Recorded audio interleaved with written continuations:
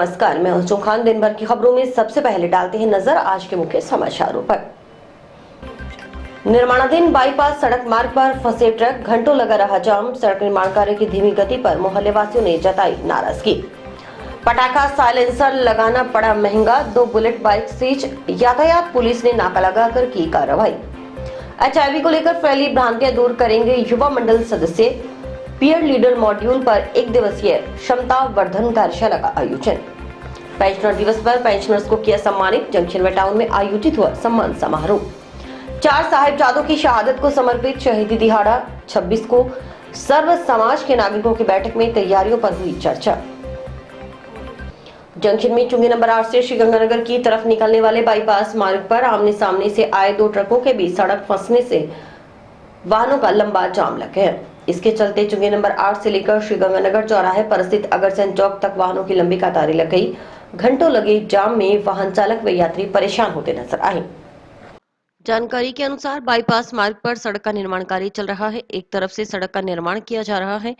यातायात व्यवस्था सुचारू बनाए रखने के लिए यहाँ यातायात पुलिसकर्मी की भी ड्यूटी लगाई गई है। शनिवार को दोपहर बाद एक ट्रक चुंगी नंबर 8 की तरफ से जबकि दूसरा ट्रक श्रीगंगानगर रोड की तरफ से आया। जब दोनों ट्रक पास पहुंचे तो जगह कम होने के कारण वहां से निकल नहीं सके और बीच सड़क फंस गए। इनके पीछे आ रहे वाहन भी वहां फंस गए। कुछ ही देर में सड़क के दोनों तरफ वाहनों की लंबी कतारें लग गई। मौके पर एकत्रित मोहल्ले के लोगों में सड़क निर्माण कार्य की धीमी गति को लेकर नाराजगी देखी गई। मोहल्ले के राजेंद्र सिंह बराड़ व अमरजीत सिंह का कहना था कि वे ट्रक चालकों व लोक परिवहन बस चालकों से परेशान हैं। बाईपास सड़क का निर्माण कार्य चल रहा है। इनसे बहुत परेशान है जी, ट्रक वालों से और लोक परिवहन वालों से। लोक परिवहन इतनी तेज चलती है। एक दिन तो मेरे 3 बच्चे थे, क्रिकेट खेलने जा रहे थे, उनको लेके जा रहा था और उसने मार ही देने थे भी। कम से कम इस रोड पे भी, मोहल्ले की रोडों पे ये चलते हैं 100 से ऊपर चलते हैं। मैं प्रशासन से यही दरख्वास्त करना चाहता हूँ कि इन पे लगाम लगाई जाए। और 110 टन इस ट्रक के अंदर वजन है। इसका वजन जो मान्य है वो 42 टन है। तो यहाँ प्रशासन सोया तो नहीं है, RTO सोए तो नहीं है, या पैसे लेके काम कर रहे हैं ये? सर, ये एक सड़क का निर्माण चल रहा है यहाँ पे। इसमें क्या हुआ कि आज सड़क का निर्माण बहुत धीरे गति से चलने के कारण ट्रक फंस गए। 2 ओवरलोड ट्रक आ रहा था, उसने साइड नहीं देखी और रोका भी नहीं। और सबसे बड़ी कमी है कि प्रशासन काम नहीं कर रहा है ढंग से, ठेकेदार काम नहीं कर रहे हैं। 6 महीने से सड़क बन रही है, सिर्फ 1.5 किलोमीटर सड़क है जो अभी तक पूरी नहीं हुई है। और यह आए दिन परेशानी होती है, जिसकी वजह से आज फिर परेशानी हो रही है। ज़बरदस्त परेशानी है कि इसकी जाम खुलने का कोई अभी उम्मीद नहीं है और लगभग 1 घंटे से जाम लगा हुआ है। और यहाँ मेरी दुकान है जी, में समस्या बहुत हो रही है। सड़क से काम धीरे धीरे से चल रहा है और आने जाने में दिक्कत हो रही है। ट्रकों वाले यहाँ ट्रैफिक और जाम लग रहा है, दिक्कत हो रही है और हमें भी यहाँ परेशानी हो रही है। तो हमारी ये गुजारिश है कि काम जल्द से जल्द कंप्लीट किया जाए। जब जाम लग गया था तो 10 मिनट बाद वो कर मैं इसको काट लूँ, वो मैं इसको काट लूँ। बढ़िया व्यवस्था चल रही थी, कोई दिक्कत नहीं आ रही थी। रोड बन रही है, रोड का काम चल रहा है उस हिसाब से। इस कारण जाम लग गया, बस गाड़ी फंस गई। तो हम ट्रैफिक व्यवस्था में थी, व्यवस्था भी जाम, रोड का काम चल रहा है, इसी कारण से भी कोई वैसा आराम से साधन चलते रहे, आते रहे, कोई प्रकार दुर्घटना जो भी है उसके लिए। अभी जाम कैसे खुलवाएंगे आप? अब देखो कोशिश कर रहे हैं। यातायात नियमों का पालन न करने वाले वाहन चालकों के खिलाफ यातायात पुलिस शनिवार को सख्त नजर आई। इसके तहत यातायात प्रभारी अनिल जिंदा के नेतृत्व में यातायात पुलिस कर्मियों ने जंक्शन में संगरी रोड पर नाका लगाकर बिना हेलमेट दोपहिया चलाने वाले वाहन चालकों के खिलाफ कार्रवाई की।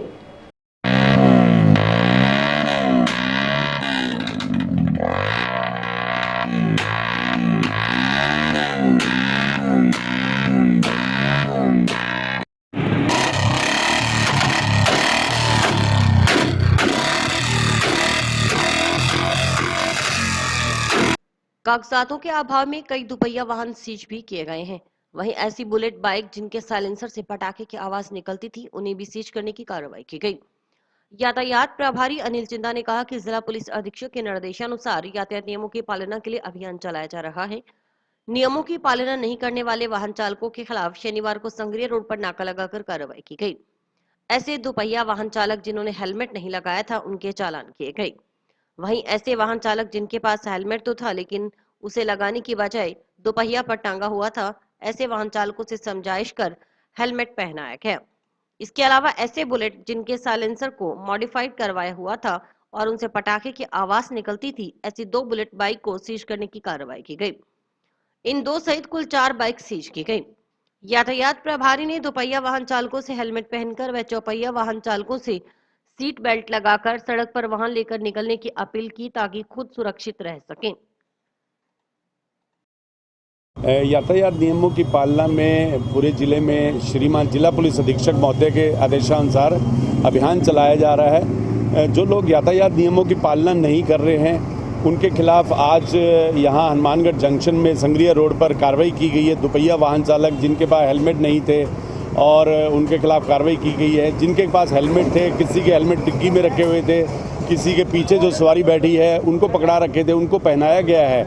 और इसके अलावा यहाँ काफ़ी बार कहा भी गया है कि जो बुलेट रॉयल एनफील्ड बुलेट जो चला रहे हैं उसमें उसको साइलेंसर को मॉडिफाइड करवा लेते हैं। और आज 2 बाइक सीज किए गए हैं और टोटल 4 बाइक सीज किए गए हैं। और आज जो इसके अलावा जो लोग पटका बांध के चल रहे थे उनके खिलाफ भी कार्रवाई की गई, विदाउट हेलमेट की गई है कार्रवाई। और जिन्होंने जो पीछे मुड़ रहे थे पुलिस को देखकर उनके खिलाफ भी कार्रवाई की गई है। बार बार यही कहा जाता है कि आप जब भी दोपहिया वाहन चलाते हैं तो हेलमेट का अवश्य उपयोग करें। ग्राम सेवा सहकारी समितियों में हुए घोटालों की निष्पक्ष जांच के लिए हनुमानगढ़ केंद्रीय सहकारी बैंक के प्रबंध निदेशक को सस्पेंड करने की मांग जोर पकड़ रही है। इस मांग को लेकर हनुमानगढ़ केंद्रीय सहकारी बैंक कार्यालय के समक्ष किसानों और विभिन्न पार्टियों के कार्यकर्ताओं का कार्मिक धरना शनिवार को तीसरे दिन भी जारी रहा।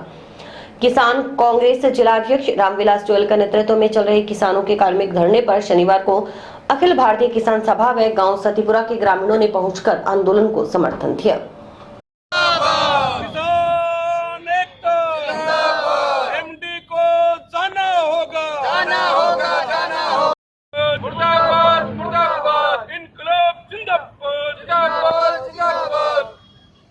इस धरने को समर्थन देने के लिए जो लगातार सहकारी समितियों में गबन हो रहे हैं, गबन खाली रतनपुरे का नहीं, अगर गबन पूरा देखा जाए, मेरा ये मानना है कि राजस्थान में ही सारी जगह जहाँ जहाँ सहकारी समिति है वहाँ पे गबन निकलेगा।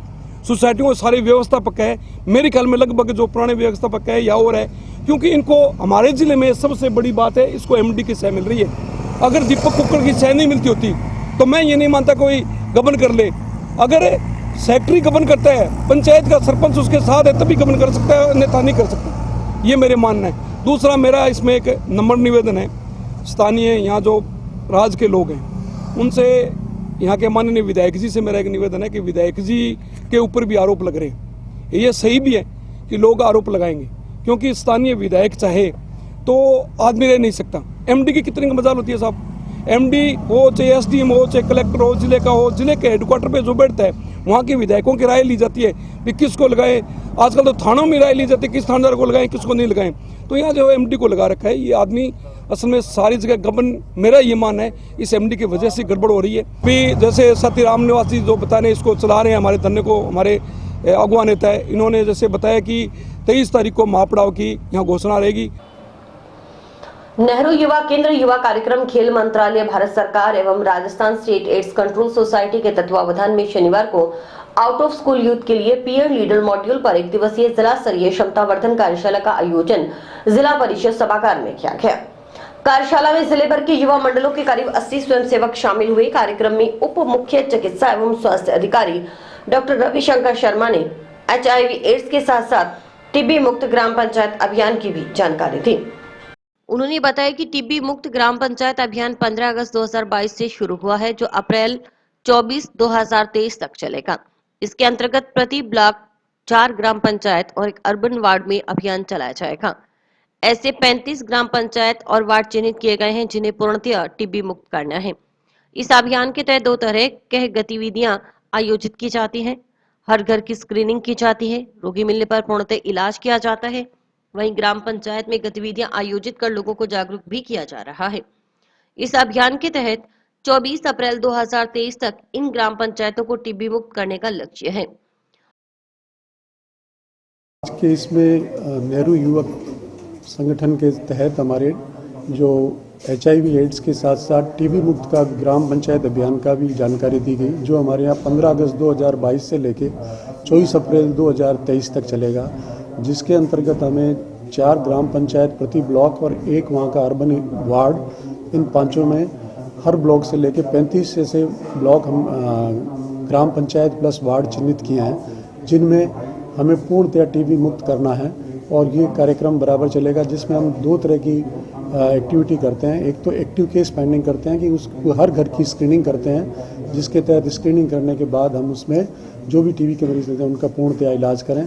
दूसरा, अवेयरनेस करते हैं, जो ज़्यादा ग्राम पंचायत है, ग्राम सभा में अवेयरनेस करते हैं। उस ग्राम में विशेष तौर से स्कूल एक्टिविटी करके ये जागृति कर रहे हैं कि टीबी के बारे में ज़्यादा से ज़्यादा जागरूक करते हैं। तो हमारा यही 15 अगस्त से 24 अप्रैल 2023 तक इनको ग्राम पंचायतों को मुक्त करने का लक्ष्य है। ART centre medical officer doctor Gaurishankar ने कहा कि एचआईवी एड्स को लेकर कई तरह की भ्रांतियां फैली हुई हैं, उन्हें दूर किए जाने की आवश्यकता है। हाथ मिलाने, साथ खाना खाने, साथ बैठने से एड्स नहीं फैलता। संक्रमित सिरिंज, संक्रमित खून, असुरक्षित यौन संबंध से ही एड्स फैलता है। साथ ही कहा कि एचआईवी संक्रमित व्यक्ति के साथ भी सामान्य व्यक्ति की तरह व्यवहार करें। जिला समन्वयक बलविंदर सिंह, काउंसलर मदन लाल ने भी एचआईवी और स्वास्थ्य संबंधी सामान्य योजनाओं की जानकारी प्रदान की। जैसे एड्स और एचआईवी के लिए भ्रांतियां फैली हुई हैं, जो उनमें विशेष ध्यान देने की आवश्यकता है। जैसे हाथ मिलाने से, साथ खाना खाने से, बैठने से, उठने से किसी भी तरीके से ये नहीं फैलती। इसके विभिन्न जो कारण हैं, उन्हीं कारणों से ये फैलती है। जैसे इन्फेक्टेड सिरिंज हो, इन्फेक्टेड ब्लड हो, इन्फेक्टेड जो संक्रमित जो अपने करते हैं इंटरकोर्स, उससे संक्रमित व्यक्ति से करने से ही फैलती है। और ये इन जो बताया इन लोगों से नहीं फैलती। उनके साथ बैठने से, साथ रहने से, साथ खाना खाने से नहीं फैलती। इन लोगों से जो लोग परहेज करते हैं वो परहेज नहीं करना, सभी को समानता के रूप से देखना चाहिए। आज नेहरू युवा केंद्र और स्टेट एड्स कंट्रोल सोसाइटी के तत्वावधान में एड्स पर, एचआईवी एड्स पर एक दिवसीय कार्यशाला पूरे हनुमानगढ़ जिले के हमारे युवा मंडलों के जो स्वयं सेवक हैं उनके माध्यम से रखी गई है। तो इनका उद्देश्य है कि ऑलरेडी जो हमारे जो मंडल चल रहे हैं, जो हमारे युवा ऑलरेडी फील्ड में जो काम कर रहे हैं, उनमें हम एचआईवी एड्स को लेकर के और हमारे मंडलों के माध्यम से, युवाओं के माध्यम से हम उसको कितना उसका प्रचार प्रसार हम लोग कर सकते हैं, इसके माध्यम से आज ये कार्यशाला रखी गई है। उसमें जो गांव में एक जन भागीदारी से जन आंदोलन जो हमें खड़ा करना है, उसमें युवाओं की क्या महत्वपूर्ण भूमिका हो सकती है, चाहे वो प्रचार प्रसार के माध्यम से हो, चाहे आज सोशल मीडिया की मैं बात करूं तो उसके माध्यम से हो, तो युवाओं की क्या उसमें सहभागिता हो सकती है कि वो जन कल्याणकारी योजनाओं को और ऐसे सामाजिक मुद्दों पे कैसे बात करेंगे, कैसे उनको आगे लेके आएंगे, उसके ऊपर चर्चा करने के लिए आज ये कार्यशाला रखी गई है। पेंशनर दिवस पर शनिवार को जंक्शन वे टाउन में राजस्थान पेंशनर समाज की ओर से सम्मान समारोह आयोजित किया गया। दोनों जगह आयोजित कार्यक्रम में राजकीय सेवा से सेवानिवृत्त पेंशनरों को सम्मानित किया गया। टाउन स्थित पेंशनर भवन में आयोजित समारोह में 75 साल की आयु पूर्ण करने वाले राजकीय सेवा से सेवानिवृत्त 25 पेंशनर्स को माला पहनाकर, शॉल उड़ाकर व सम्मान प्रतीक भेंट कर सम्मानित किया गया। कार्यक्रम में मुख्य अतिथि राजकीय जिला चिकित्सालय के पूर्व प्रमुख चिकित्सा अधिकारी डॉक्टर दीपक मित्र सैनी थे। अध्यक्षता राजस्थान पेंशनर समाज के अध्यक्ष ओम प्रकाश महेश्वरी ने की।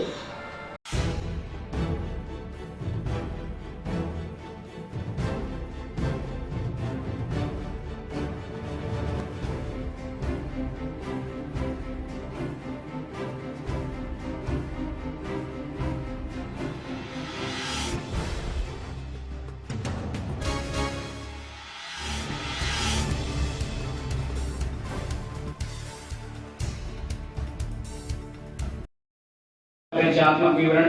राजस्थान सेवा नियम दिनांक 1 अप्रैल 1951 से प्रभावशाली किए गए। इसमें पेंशन संबंधी नियमों का समावेश किए जाने से सभी सेवानिवृत्त कार्मिकों को नियमानुसार समान लाभ व सुविधाएं मिलने लगी। इससे पारिवारिक पेंशन का भी उल्लेख था, लेकिन 1964 में नए पारिवारिक पेंशन नियम बनाने से पेंशनरों को अधिक सुविधाएं मिलने लगी। सेवानिवृत्त कर्मचारियों का एक संगठन 1956 में डिस्ट्रिक्ट पेंशनर्स एसोसिएशन सबसे पहले भरतपुर में बना। यूं तो देश में भारत पेंशन समाज का गठन 1956 में दिल्ली में हो चुका था, राजस्थान के समस्त पेंशनरों को संगठित कर फरवरी 1959 में Rajasthan state pensioners association Jaipur में बना तथा उसे अखिल भारतीय पेंशन समाज दिल्ली से संबद्ध किया गया। उनका कार्य क्षेत्र सीमित होने से यह संगठन इतने प्रभावी नहीं थे। मार्च 1976 से सभी जिलों से आए पेंशनरों के प्रतिनिधियों का एक विशाल सम्मेलन धामाड़ी मार्केट चौड़ा रास्ता जयपुर में आयोजित किया गया। इसमें लिए गए निर्णय के फलस्वरूप राजस्थान पेंशन समाज का विधिवत गठन किया गया। 17 दिसंबर को जो है पेंशनर दिवस मनाया जाता है। ये पेंशनर दिवस जो है सुप्रीम कोर्ट के निर्णय के अनुसार सारे पेंशनधारियों को लागू हुआ है। हर साल जो है वो राज्य स्तर पर और जिला स्तर पर ये पेंशनर दिवस मनाया जाता है। आज हमारे मुख्य अतिथि डॉक्टर दीपक मित्र सैनी जी हैं, उनकी अध्यक्षता में ये कार्यक्रम हो रहा है। नए जो 75 वर्ष की आयु पूर्ण जिन पेंशनरों ने करी है उन सबको सम्मानित किया जा रहा है और इससे पूर्व में 80, 85 और 90 वर्ष की आयु पूर्ण करने वाले समस्त पेंशनरों को समय समय पर सम्मानित किया जाता रहा है। ये पेंशनर भवन जो है ये आपस के सहयोग से और नगरपालिका और दानदाताओं के द्वारा उपलब्ध कराई गई राशि में से बनाया गया है। 2 मंजिला भवन है। इसमें समस्त प्रकार की सुविधाएं पेंशनरों के लिए उपलब्ध हैं। जंक्शन में जिला कलेक्ट्रेट परिसर स्थित पेंशनर भवन में राजस्थान पेंशनर समाज की ओर से पेंशनर दिवस पर एसएन गुप्ता की अध्यक्षता में सम्मान समारोह का आयोजन किया गया। समारोह में 80 साल की आयु पूर्ण करने वाले राजकीय सेवा से सेवानिवृत्त 45 पेंशनर्स को सम्मानित किया गया। पहले सरकार ये कहती थी कि भी आपको पेंशनर्स को भी कुछ अंशदान देना पड़ेगा तो ही इनको मेडिकल एड मिलेगी। जो नए नियम बना रहे थे उसमें उन्होंने ये कहा कि पेंशनर को भी मेडिकल के लिए कुछ अपना अंशदान देना पड़ेगा, हर माह फिर बनेंगे। हम लोगों ने इस बात को उठाया कि जब हम सरकारी कर्मचारी थे उस वक्त हम अपना अंशदान देते थे और सरकार का ये एग्रीमेंट था हमारे साथ कि जब भी कोई रिटायर होंगे तो उसके स्वास्थ्य की देखभाल हम करेंगे। उसके आपका वायदा था उसको निभाना चाहिए। तो उसी के कारण जो है ना ये आपको बेड जो है ना निःशुल्क मिल रही है। वैसे तो राजस्थान में प्रत्येक नागरिक को निःशुल्क दवा योजना हमारे मुख्यमंत्री ने घोषणा कर रखी है, मिलती है, ये बात तो ठीक है। लेकिन जो सरकारी कर्मचारी है वो अपना अंशदान देता रहा है, उसके अनुरूप वो उसकी मांग करी थी और वो अपने को फायदा मिल रहा है। तो जैसा जैसे भी कुछ समस्या होती है उसका निराकरण के लिए संगठन आता है। कार्यक्रम में भारतीय स्टेट बैंक के मुख्य प्रबंधक दिलीप कुमार सैनी की ओर से पेंशनर्स को ऋण सहित अन्य योजनाओं की जानकारी दी गई। इस मौके पर राजस्थान रोडवेज की ओर से शिविर भी लगाया गया। शिविर में वरिष्ठ नागरिकों व 80 वर्षीय नागरिकों को स्मार्ट कार्ड बनाकर दिए गए। रोडवेज कर्मचारी राजविंद्र कौर ने बताया कि 80 साल की आयु वाले नागरिकों के लिए रोडवेज में पूर्णतः निःशुल्क यात्रा की सुविधा है, जबकि 60 साल से अधिक आयु के नागरिकों को 30% से अधिक छूट दी जाती है। कार्यक्रम में अध्यक्ष RL कक्कड़, कोषाध्यक्ष रमेश दरगन, रमेश रहेजा सहित कई पेंशनर्स मौजूद रहे। आज पेंशनर दिवस के रूप में 39वां पेंशनर दिवस मनाया जा रहा है। बड़ी खुशी की बात है और एक साथ पूरे जिले के यहाँ सभी पेंशनर उपस्थित हो रखे हैं। उनको बैंक, भारतीय स्टेट बैंक उनका हार्दिक स्वागत, अभिनंदन करता है। हमारी तरफ से उनको जो ऋण की सुविधाएं दी जा रही है उसके बारे में उनको बताया जाएगा, जिसकी रेट ऑफ इंटरेस्ट भी कम है। इसके अलावा वरिष्ठ नागरिकों के लिए फिक्स डिपॉजिट के अंदर हम उनको बताएंगे कि आपकी रेट ऑफ इंटरेस्ट है जो अभी लेटेस्ट 7.25% हो गई है। नॉर्मल जो परसेंटेज था उसमें पहले आधा % मिलता था, आज इन्होंने 1% ज़्यादा दे रहे हैं। तो 7.25 में हम इनको FD के रूप में दे रहे हैं। इसके अलावा अन्य जो स्कीम्स है उनका इनको बेनिफिट मिलता है। हम इनसे ये भी कहेंगे कि आप अपने खाते में नॉमिनेशन जरूर करवाएं, ताकि आपके जाने के बाद में बैंक के अंदर जो फिक्स डिपॉजिट है, जिसकी आपकी इच्छा है उसको आपको सुपुर्द किया जा सके। कैंप ये राजस्थान रोडवेज की तरफ से कैंप लगा है। मैं वहाँ की एक एम्प्लॉय हूँ, यहाँ पे आई हूँ लगाने के लिए।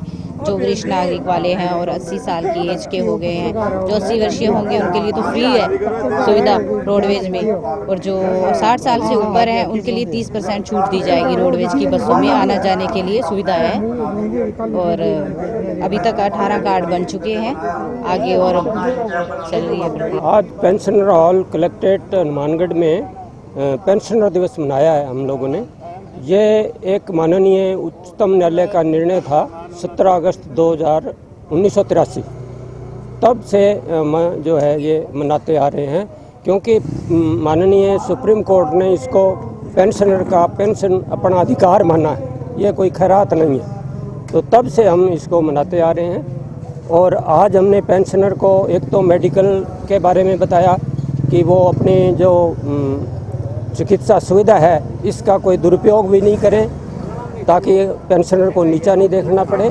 और इसके अलावा हमने लाइफ सर्टिफिकेट के लिए बताया कि भाई लाइफ सर्टिफिकेट 31 मार्च तक तो हमारे ज़रूरत नहीं है, क्योंकि वो गवर्नमेंट ने इसको 31 मार्च तक के लिए कर दिया है। और इसके पहले अगर ऐप आ जाता है तो ऐप में हम इसको अपलोड करेंगे। हमारा जीवित प्रमाण पत्र, कहीं जाने की ज़रूरत नहीं है। और 31 मार्च तक कोई किसी तरह की कोई चिंता की ज़रूरत नहीं है। और अभी वक्त एक ब्रेक का।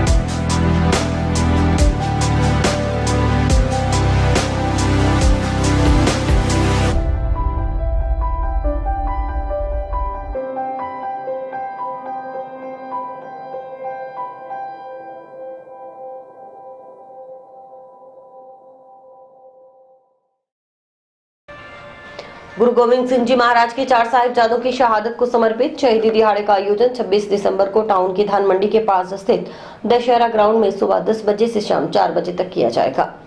सर्व समाज की ओर से आयोजित किए जाने वाले शहीदी दिवस को लेकर जिला स्तर पर धर्म प्रचार कमेटी गठित की गई है। शनिवार को कमेटी सदस्यों की टाउन के प्रेमनगर स्थित गुरुद्वारा साहिब गुरु नानक सर में बैठक आयोजित की गई। बैठक में सर्व समाज के नागरिक मौजूद रहे। इसमें शहीदी दिवस की तैयारियों पर चर्चा की गई।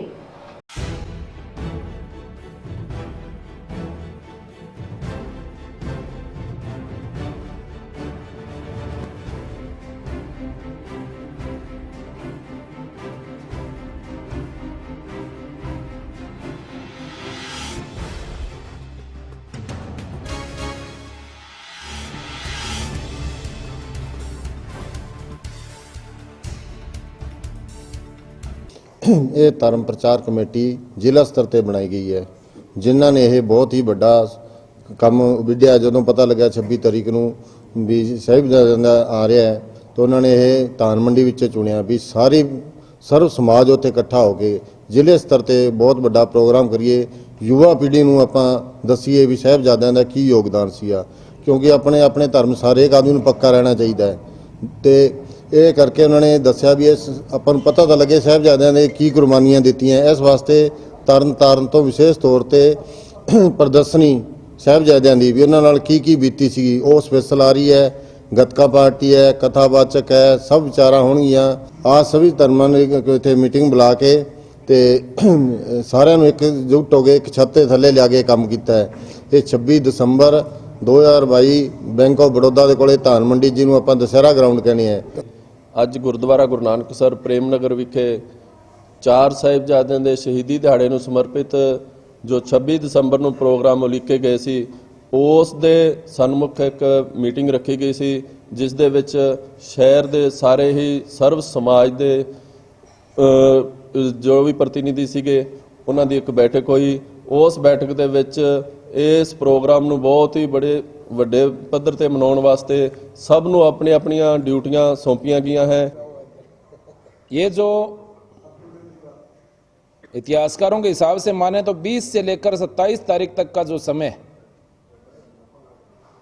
देश और धर्म की रक्षा के लिए गुरु गोविंद सिंह जी का संपूर्ण परिवार, पूरा परिवार जिसने इस 20 से लेकर 27 दिन के समय के अंदर कुर्बानी दे दी थी।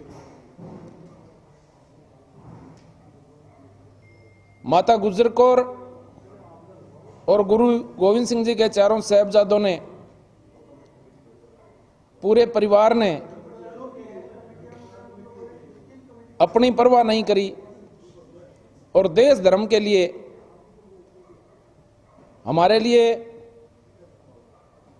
आज बाबा जोरावर सिंह, बाबा फतेह सिंह जी, माता गुजर कौर, गुरु गोविंद सिंह जी का पूरा परिवार हमारे लिए प्रेरणा स्रोत है। तो आज की जो युवा पीढ़ी है हमें भी उनसे प्रेरणा लेनी चाहिए। और जो 26 तारीख का जो शहीदी दिहाड़ा हम मना रहे हैं, आज हम सब लोग जब अपने अपने धर्म के अंदर अपने अपने पूजा पद्धति के साथ जब जी रहे हैं, तो इसका सबसे बड़ा श्रेय अगर किसी को जाता है, नहीं तो आज हम कुछ और ही काम कर रहे होते, उसका सबसे बड़ा श्रेय गुरु गोविंद सिंह जी को जाता है, उनके परिवार को जाता है। तो हम सबको शहीदी दिहाड़े में अपनी अपनी सेवा देकर, और इस कार्यक्रम में मैं कहूँगा कि जो शामिल होगा वो अपने आप को सौभाग्यशाली समझें। जंक्शन स्थित सेक्रेड हार्ट पब्लिक स्कूल का वार्षिकोत्सव शनिवार को अग्रसेन भवन में आयोजित किया गया। कार्यक्रम के मुख्य अतिथि सभापति गणेश बंसल थे। विशिष्ट अतिथि रमेश कुंबर, तेजा सिंह गधराणा, गिरीश चावला रहे। अध्यक्षता रामेश्वर लाल गोदारा ने की। कार्यक्रम के दौरान स्कूल के बच्चों ने सांस्कृतिक प्रस्तुतियां देकर समा बांध दिया। प्राचार्य ने बताया कि विद्यालय में यूनिक प्रोग्राम का आयोजन किया जा रहा है।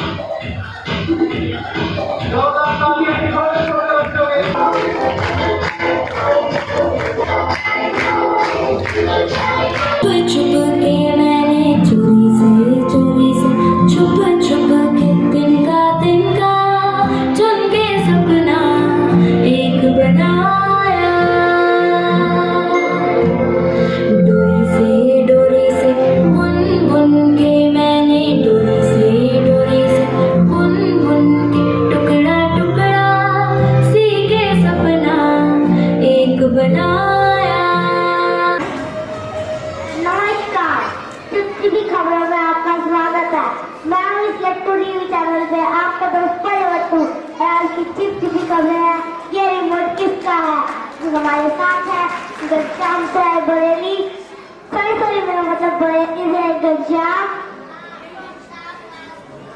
मैंने पूछा आप इसमें क्या समझे, आप अपना संदेश बताकर मुद्दे से भटकने की कोशिश कर रहे हैं, तो जो मत बोला करें, मैं स्क्रिप्ट उठ जाती है। आप ये घनश्याम बोले इनकी संपत्ति, आपका नाम सुलेखा।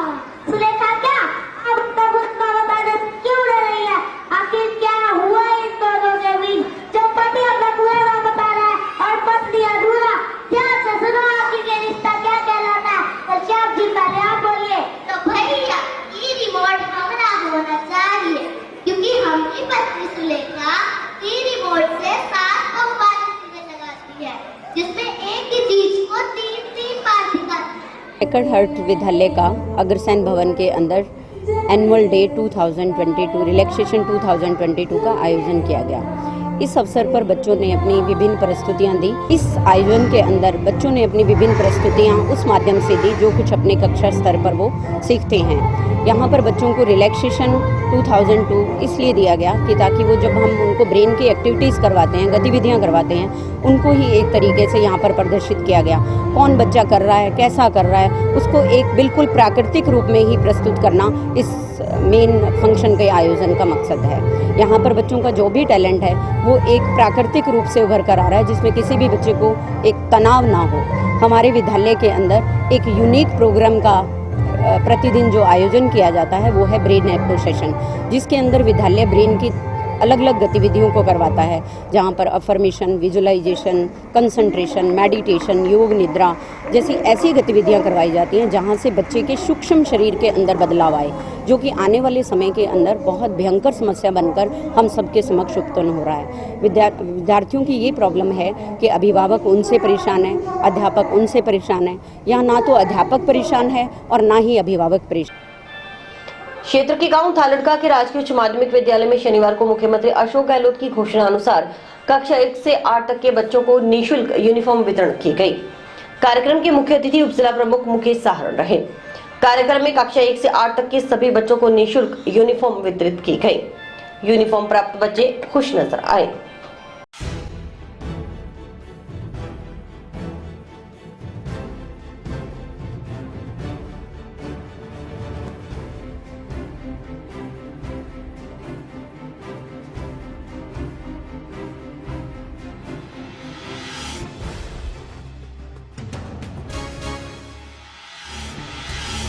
राज्य सरकार द्वारा अशोक जी गहलोत पढ़ाई से लेके ड्रेस तक सभी सुविधाएं बच्चों को दे रहे हैं सरकारी स्कूलों को बढ़ावा देने के लिए। और हमारे तो बड़ी खुशी की बात है कि थालड़का विद्यालय एकदम टॉप पे पढ़ाई में है, अनुशासन में भी है, बढ़िया सारा स्टाफ है। तो सभी बच्चों से मेरा तो यही निवेदन है, गुरुजनों का आदर करें और जो ये बातें स्कूल में बताएं उन पर अध्ययन करें और मोबाइल का कम यूज़ करें। जितने भी घर में मोबाइल हैं वो मोबाइल नहीं देखें। जंक्शन के विद्या सेंट्रल अकेडमी में शनिवार को चित्रकला प्रतियोगिता का आयोजन किया गया। चित्रकला प्रतियोगिता में विद्यालय के विद्यार्थियों ने उत्साह से भाग लिया। विद्यालय प्रिंसिपल सुमन कुमार ने बताया कि प्रतियोगिता में कक्षा 1 से 8वीं तक के बच्चों ने बढ़ चढ़कर भाग लिया।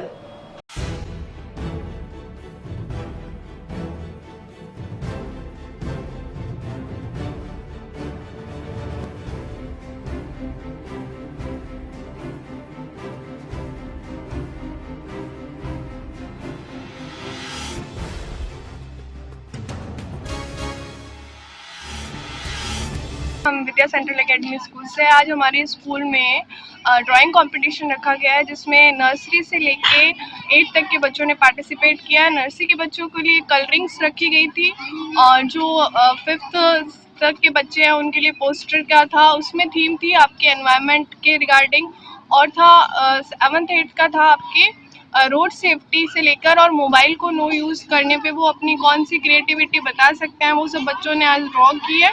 तो इसके अंदर हम उनके according to 1st 2nd 3rd निकालेंगे और उनको अप्रिशिएटेबल प्राइज मिलेगी। और इसी के साथ समाचार समाप्त हुए। रोजाना देखते रहिए समाचार। नमस्कार।